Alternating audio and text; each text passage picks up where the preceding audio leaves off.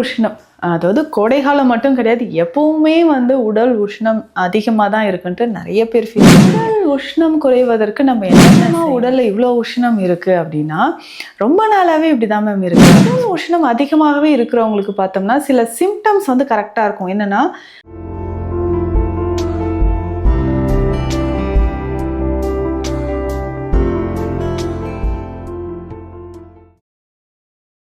பரம் நேயர்களுக்கு வணக்கம். நான் டாக்டர் நித்யா, சித்தா ஃபிசிஷியன். உடல் உஷ்ணம், அதாவது கோடைகாலம் மட்டும் கிடையாது, எப்பவுமே உடல் உஷ்ணம் அதிகமாக தான் இருக்குன்ட்டு நிறைய பேர் ஃபீல் பண்ணுவீங்க. உடல் உஷ்ணம் குறைவதற்கு நம்ம என்னென்ன செய்யலாம்? ஏன்னா ஒரு சிலருக்கு நம்ம கரெக்டாக டெஸ்ட் பண்ணும்போதே தெரிஞ்சிடும், நாடி பார்க்கும்போது கரெக்டாக தெரியும். என்னம்மா உடலில் இவ்வளோ உஷ்ணம் இருக்குது அப்படின்னா ரொம்ப நாளாகவே இப்படி தான் மேம் இருக்குது அப்படின்னு சொல்லுவோம். இந்த உடல் உஷ்ணம் அதிகமாகவே இருக்கிறவங்களுக்கு பார்த்தோம்னா சில சிம்டம்ஸ் கரெக்டாக இருக்கும். என்னென்னா, எப்பவுமே மெலிஞ்சே இருக்கிற மாதிரி இருப்பாங்க. நம்ம சாப்பிட்ற ஃபுட்டு உடம்புல ஒட்டவே இல்லைங்க, நல்லா தான் சாப்பிட்றேன், எனக்கு உடம்புல நிறைய பிரச்சனை இருக்கிற மாதிரி இருக்குது, சாப்பிட்ற உணவு எங்கே போகுதுன்னே தெரியல அப்படின்வாங்க. எப்பவுமே டயர்டாக இருக்கிற மாதிரி இருக்குது, ரொம்ப ஹேர்ஃபால் ஆகிற பிரச்சனை இருக்கும், தலைமுடி ரொம்ப அதிகமாக கொட்டுது. இளம் வயதிலேயே பார்த்தோம்னா தலைமுடி ரொம்ப உதிர்ந்து இருக்கக்கூடியது நம்ம பார்க்குறோம்.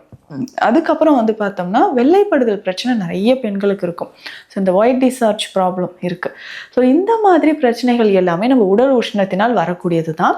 முக்கியமாக பார்த்தோம்னா இந்த பிளட் ப்ரெஷர், டென்ஷன் அப்படின்னு சொல்கிறோம் இல்லைங்களா, ஒரு படபடப்பு, ஆன்சைட்டி, ஃபியர், இது எல்லாமே உஷ்ணம் தொடர்பாக வரக்கூடிய பிரச்சனைகள் தான். பொதுவாக பார்த்தோம்னா நம்ம உடலில் உஷ்ணம் அதிகமாகும் போது இது எல்லாமே நம்ம சித்த மருத்துவத்தில் பித்தம் தொடர்பாக வரக்கூடிய பிரச்சனைகள் அப்படின்னு சொல்கிறோம். அப்போது பித்தம் அப்படின்னு சொல்கிறதே அதிகமாச்சுன்னா நமக்கு என்ன ஆகுனா, உடல் சூடு அதிகமாகிடுச்சுன்னா நம்மளே சொல்லுவோம், அப்போ மண்டை சூடாக இருக்குது, என்ன உனக்கு பித்தம் தலைக்கேறிச்சா, இப்படிலாம் கேட்குறாங்க இல்லையா. இது பேசிக்காகவே நம்ம சித்த மருத்துவத்தின் அடிப்படையில் பார்க்கும்பொழுது நம்ம உடலில் அதிகமான அந்த உஷ்ணம் அதிகமாகுதுன்னா பித்தம் அதிகரித்து அதனால் வரக்கூடிய நோய்களும் வருது. அதற்கு அடுத்தது பார்த்தோம்னா வயிற்று பகுதியில் தான் இந்த உடல் உஷ்ணம் அதிகமாச்சுன்னா நிறைய பிரச்சனைகள் வரும். அதாவது இன்டைஜஷன், செரியாமை பிரச்சனை இருக்கும். ஸோ உடல் உஷ்ணம் அதிகமாக சாப்பிட்ற உணவு சரியாக செரிமானம் நடக்காமல் என்ன ஆகுனா குடல் பகுதியிலே தங்கி நமக்கு வயிற்றில் ஒரு பிரச்சனைகள், அதாவது அசிடிட்டி மாதிரியோ இல்லை புளித்த ஏப்பம் வர்றதோ, அல்சர் அல்சரேட்டிவ் கோலைட்டிஸ் அப்படின்னு சொல்லக்கூடிய பிரச்சனை வர்றதோ, இந்த ஆசிட் ரிஃப்ளெக்ஸ் வர்றது, இந்த மாதிரியான பிரச்சனைகளும் உடல் சூட்டினால் வரக்கூடியது அப்படின்னு சொல்லலாம். முக்கியமாக பார்த்தோம்னா இந்த ஆசனவாய் பகுதியில் நிறைய பேருக்கு பைல்ஸ், ஃபிஸ்டுலா மாதிரியான பிரச்சனைகள் ஏற்படுது. இதுவுமே உடல் உஷ்ணத்தினால் வரக்கூடியது. அப்போது இந்த உடல் உஷ்ணத்தை தணிப்பதற்கு நம்ம என்னென்ன வழிமுறைகளை ஃபாலோ பண்ணணும், இது ரொம்ப ரொம்ப இம்பார்ட்டன்ட்.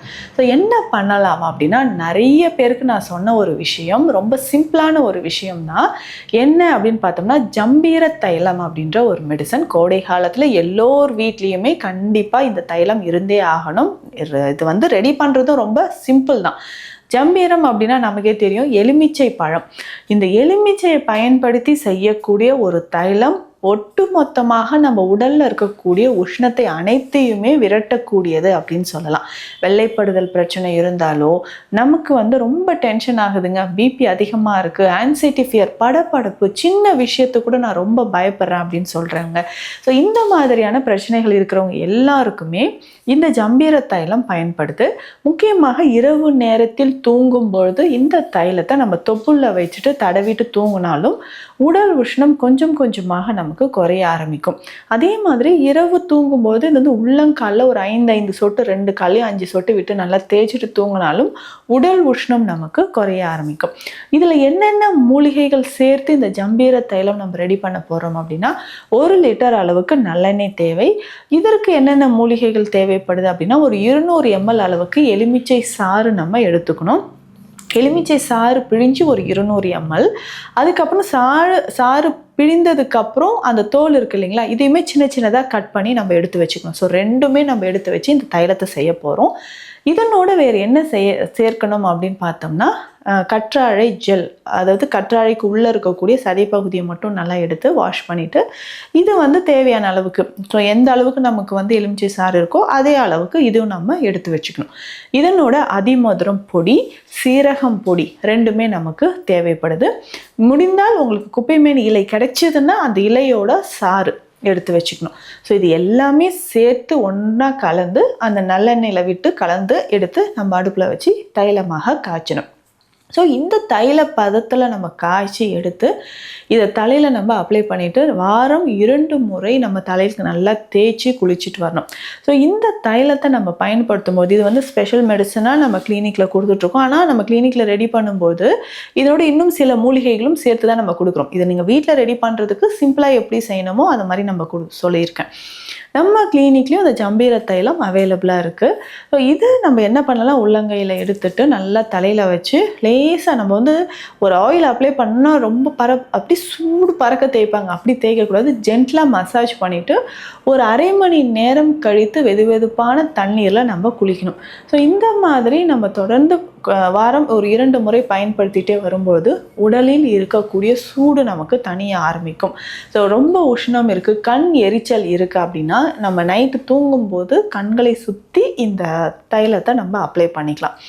இதை தாண்டி பார்த்தோம்னா நமக்கு உள்ளங்காலில் கட்டை விரல் பகுதியிலும் இந்த தைலத்தை வச்சுக்கலாம். ஸோ அப்போ உடலில் இருக்கக்கூடிய உஷ்ணம் நமக்கு தனிவது நல்லாவே தெரிய ஆரம்பிக்கும். அந்த டிஃப்ரென்ஸ் வந்து நமக்கு நல்லா தெரியும்.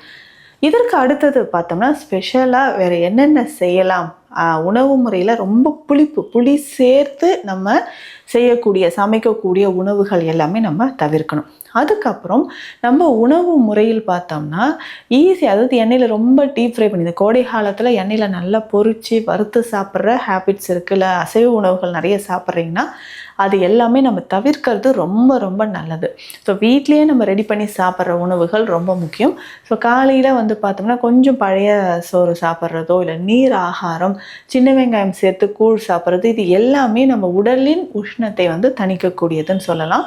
ரொம்ப உடல் உஷ்ணமாக இருந்துச்சுன்னா சின்ன வெங்காயம் வந்து நம்ம தோலெல்லாம் எடுத்துட்டு ஒரு அரை ஸ்பூன் 1 ஸ்பூன் அளவுக்கு நெய் சேர்த்து அதில் வந்து சின்ன வெங்காயத்தை வதக்கிட்டு இந்த வெங்காயம் ஒரு 4-5 வெங்காயம் அளவுக்கு நம்ம சாப்பிட்டுட்டு வரும்போது உடலில் இருக்கக்கூடிய அதிகப்படியான உஷ்ணம் நமக்கு குறைய ஆரம்பிக்கும். ஸோ கண் எரிச்சல் இருக்குது, உடல் உஷ்ணம் இருக்குது, சரியாமை பிரச்சனை இருக்குது அப்படின்னா இது எல்லாமே சரியாகிறதுக்கு நமக்கு இந்த சின்ன வெங்காயத்தை இந்த மாதிரி பயன்படுத்தலாம்.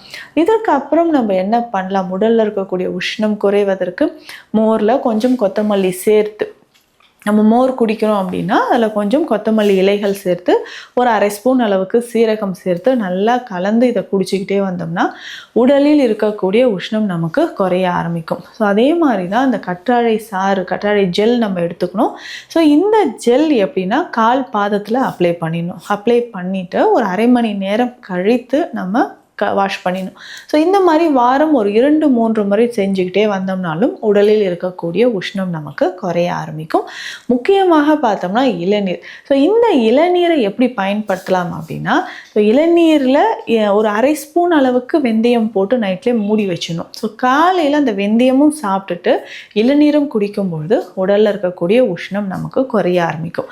நிறைய பேர் வந்து இந்த வெயிலில் வந்து ட்ராவல் பண்ணுறதோ, இல்லை 2-3 நாள் வெயிலில் நல்லா அலைஞ்சிட்டு வந்திருக்கேன், இந்த உடல் உஷ்ணம் வந்து எனக்கு குறையவே இல்லை அப்படின்னு சொல்கிறவங்க நிச்சயமாக இந்த இளநீரை பயன்படுத்தலாம். ஸோ இரவு நேரத்திலே கொஞ்சம் வெந்தயம் இளநீரில் போட்டு மூடிட்டு காலையில் அந்த தண்ணீரும் அந்த வெந்தயமும் சேர்த்து சாப்பிடணும். ஸோ இந்த மாதிரி வாரம் ஒரு 2 முறை நம்ம பயன்படுத்தினா கூட உடலில் இருக்கக்கூடிய அதிகமான உஷ்ணம் நமக்கு குறையும். ஏன்னா உடல் உஷ்ணம் அதிகமாச்சுன்னா நமக்கு மலச்சிக்கல் தொந்தரவுலேருந்து பைல்ஸ், ஃபிஸ்டுலா மாதிரியான பிரச்சனைகளும் நிறைய பேருக்கு ஏற்பட வாய்ப்புகள் இருக்குது. ஸோ இந்த மாதிரி உடல் உஷ்ணம் நமக்கு தனியணும் அப்படின்னா இதற்கான சிகிச்சை முறைகளும் மருந்துகளும் நம்ம கிளினிக்கில் அவைலபிளாக இருக்குது. இதற்கான ஏதாவது மருத்துவ ஆலோசனை தேவைப்பட்டால் ஸ்க்ரீனில் இருக்க நம்பருக்கு காண்டாக்ட் பண்ணுங்கள். நம்ம clinic Deekshalayam Siddha health care, Chennai. மீண்டும் அடுத்த பதிவில் சந்திக்கலாம். நன்றி.